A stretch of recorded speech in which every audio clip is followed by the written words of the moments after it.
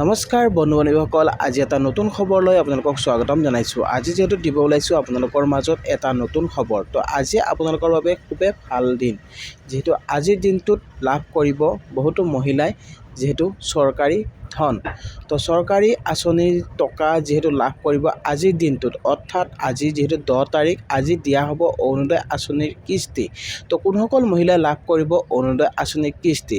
এবাৰ সকলোৱে লাভ নকৰে নেকি? যিহেতু কিছুমানৰ নাম কৰ্তন কৰা হৈছে, কাৰ কাৰ নাম কৰ্তন হৈছে, তো জানিবৰ বাবে ভিডিঅ'টো অকণমান স্কিপ নকৰিব, শেষলৈকে চাই থাকিব। তো বলকচোন ভিডিঅ'টো আৰম্ভ কৰোঁ। Welcome to my channel good luck Assam. তো গাইজ, প্ৰথমতে আপোনালোকক দিব ওলাইছোঁ এই ভাল খবৰটো, যিহেতু আজি আপোনালোকৰ একাউণ্টত সোমাব 1250 টকা। কোনসকল মহিলাই লাভ কৰিব এই 1250 টকা? আপুনি পাবনে নাপায়? আপোনাৰ কি সমস্যা হৈ আছে? সকলো কথা আজি মই এই ভিডিঅ'ত ক'ম। যিহেতু ক'ব খুজিছোঁ, বহুতো হিতাধিকাৰীয়ে এতিয়া লাভ কৰা নাই অৰুণোদয় আঁচনিৰ কিস্তি। তো যিসকলে আগতে অৰুণোদয় কিস্তি লাভ কৰি আছিলে, তেখেতসকলৰ নাম কৰ্তন হৈছে নেকি? তো বহুতো হিতাধিকাৰীৰ নাম কৰ্তন হৈছে। তো আপুনি কেনেকৈ গম পাব আপোনাৰ নামটো আছেনে নাই? যিহেতু আগতে যেতিয়া অৰুণোদয় আঁচনিৰ কিস্তি দিছিলে, আপোনালোকক পে'মেণ্ট দিছিলে, তেতিয়াৰ দুদিন আগতে যিহেতু এখন লিষ্ট আহি গৈছিলে, সেই লিষ্টখনত আপোনাৰ নাম আপুনি চেক কৰিব পাৰিছিলে। তো এতিয়া যিহেতু আপোনালোকক কোনো ধৰণৰ লিষ্ট দিয়া নহয় বা আপোনালোকে নাম চাব নোৱাৰে, তো তাৰ কাৰণে যিহেতু অসুবিধাৰ যিহেতু সৃষ্টি হয়, তো অসুবিধাৰ সন্মুখীন হ'ব লগা হয়। তো তাৰ কাৰণে আপোনালোকৰ এই সমস্যাত যিহেতু আপোনালোকে ভুগিব লগা হৈছে। তো আপোনালোকক ক'ব খুজিছোঁ, যদি আপোনাৰ এনেকুৱা ধৰণৰ সমস্যা হৈ আছে, তো আপোনালোকে কি কৰিব লাগিব? যদি আপুনি লিষ্টখন চাব পৰা নাই, আপোনাৰ নামটো আছেনে নাই, আপোনাৰ নামটো কৰ্তন হৈছে নেকি, তো আপুনি জানিবৰ বাবে আপুনি যাব লাগিব আপোনাৰ ওচৰত থকা যিটো মহকুমা অফিচ আছে, সেই মহকুমা অফিচত আপুনি খবৰ কৰক। আৰু আপোনাৰ যিটো বেনিফিচিয়াৰী নম্বৰ আছে, আপোনাৰ যিটো বেনিফিচিয়াৰী নম্বৰ মানে আপোনাৰ যেতিয়া অৰুণোদয় আঁচনি আপোনাৰ ৰেজিষ্টাৰ হৈছিলে, তেতিয়া আপোনালোকক এটা বেনিফিচিয়াৰী কোড দিয়া হৈছিলে। তো বেনিফিচিয়াৰী সেই কোডটো আপুনি লগত লৈ যাব।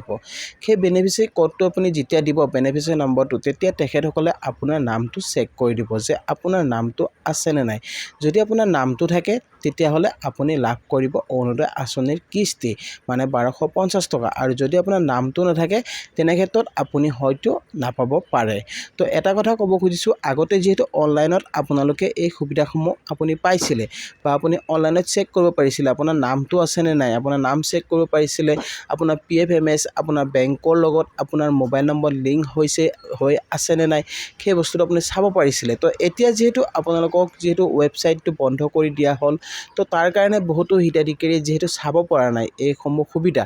তো আপোনালোকে চিন্তা কৰাৰ কাৰণ নাই, যিহেতু যিসকল মহিলাৰ একাউণ্ট এক্টিভেট হৈ আছে, আপোনাৰ যদি একাউণ্ট ঠিকে আছে, আপোনাৰ যদি বেংকৰ কোনো খেলিমেলি নাই, তেনেহ'লে আপুনি লাভ কৰিব 1250 টকা। আপোনাৰ কোনো ধৰণৰ টেনশ্যন নাই। তো এবাৰ জনাব বিচাৰিছোঁ, নতুন হিতাধিকাৰীয়ে পাবনে নাপায়? তো নতুন হিতাধিকাৰীৰ ক্ষেত্ৰত যিহেতু মুখ্যমন্ত্ৰীয়ে কৈছে, আগতে যিহেতু কৈছিলে দিম বুলি, কিন্তু যিহেতু আগতে নৱেম্বৰ মাহত যিহেতু 2023 নৱেম্বৰ মাহত আপোনালোকক দিছিলে, তেতিয়াৰ পৰা যিহেতু অৰুণোদয় আঁচনি নতুন হিতাধিকাৰীসকলক দিছিলে, এটকা যিসকলে পাইছিলে, তো সেইসকলৰ একাউণ্টত সোমাইছে, কিন্তু কিছুমানৰ যিহেতু সোমোৱা নাই। যদি আপুনি এটকা পোৱাৰ পিছতো পোৱা নাই, বা আপুনি নাই পোৱা এটকাটো, তেনেহ'লে আপুনি কি কৰিব? চাওক, এতিয়া যিহেতু সেই প্ৰক্ৰিয়াবিলাক যিহেতু আপোনালোকক ডকুমেণ্ট যিসকলৰ গৈছিলে বা যিসকলৰ ছাবমিট হৈছিলে নতুন হিতাধিকাৰীৰ, সেই একাউণ্ট যিবিলাক ছাবমিট হৈছিলে, সেই ছাবমিট হোৱা ডকুমেণ্টবিলাকৰহে কিছুমান মানে হিতাধিকাৰীসকলেহে লাভ কৰিছে। আৰু যিসকলৰ ছাবমিট হোৱা নাছিলে বা তেখেতসকলে লাভ কৰা নাছিলে, তো আপোনাৰ চিন্তা কৰাৰ কাৰণে এবাৰ যিহেতু সেই ডকুমেণ্টবিলাক চেক কৰা হৈছে, বা আপোনালোকৰ নাম আহিব পাৰে, বা আপোনাৰ যদি সেই ডকুমেণ্ট ভেৰিফাই হৈ গৈছে, তেনেহ'লে এবাৰ নতুন হিতাধিকাৰীও লাভ কৰিব পাৰে 1250 টকা। তো আপোনাৰ যদি একাউণ্ট ঠিকে আছে, আপোনাৰ যদি বেংকৰ একাউণ্ট যদি কোনো খেলিমেলি নাই, তেনেহ'লে আপুনি নিশ্চিত আপুনি লাভ কৰিব এই আঁচনিৰ ধন। আৰু এই আঁচনিৰ ধন লাভ কৰিবলৈ হ'লে আপোনাক কি কি দক্ষতা লাগিব, আপোনালোকক মই দক্ষতাখিনি ক'ব খুজিছোঁ। প্ৰথম কথাটো হৈছে কি, আপোনাৰ 4 লাখতকৈ আপুনি তলত ইনকাম হ'ব লাগিব। যদি আপুনি 4 লাখতকৈ ওপৰত যদি আপোনাৰ ইনকাম আহে, তেনে ক্ষেত্ৰত কিন্তু আপোনাৰ নামটো কৰ্তন হ'ব পাৰে।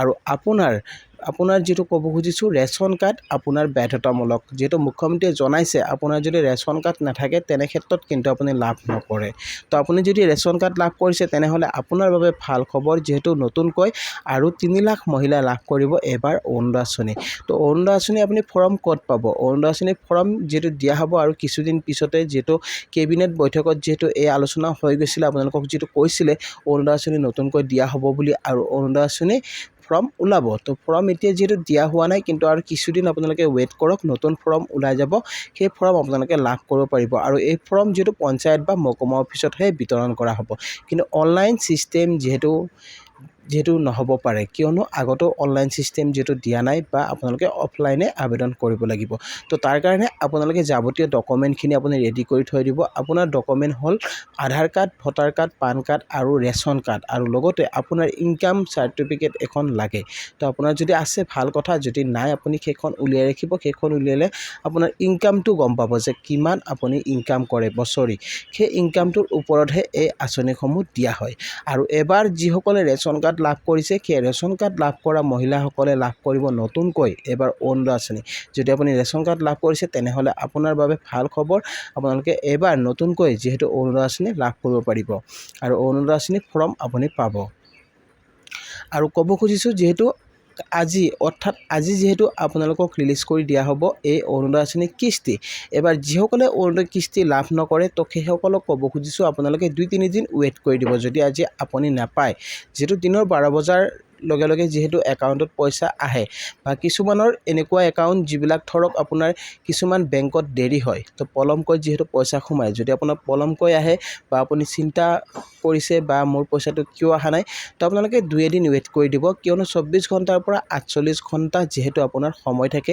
সেই সময়সীমাৰ ভিতৰত আপোনাৰ পইচাটো বেংকত আহি যায় তো আপোনালোকৰ কোনো যদি সমস্যা নাই আপোনাৰ বেংকৰ যদি কোনো প্ৰব্লেম নাই তেনেহলে আপুনি লাভ কৰিব এই 1250 টকা তো গাইজ আপোনালোকে নিশ্চয় বুজি পালে তো আপোনালোকক আজি দিনটোৰ যেটো খবৰ আছিল ভাল খবৰ সেই ভাল খবৰটো আপোনালোকক জনালো আৰু ভিডিওটো চাই আপোনালোকে যদি ভাল পাইছে তেনেহলে এটা লাইক আৰু শেয়াৰ কৰি দিব নাপাহৰিব আৰু লগতে মোৰ চেনেলটোত যিসকলে নতুনকৈ আহিছে তো চেনেলটো সাবস্ক্ৰাইব কৰি ৰাখিব আৰু কাষত থকা বেল আইকনটো প্ৰেছ কৰি দিব যাতে এনেকুৱা ধৰণৰ নতুন খবৰ আহিলে আপুনি সকলোতকৈ আগত পাই থাকে তো গাইজ আজিলৈ ইমানে জয় আই অসম।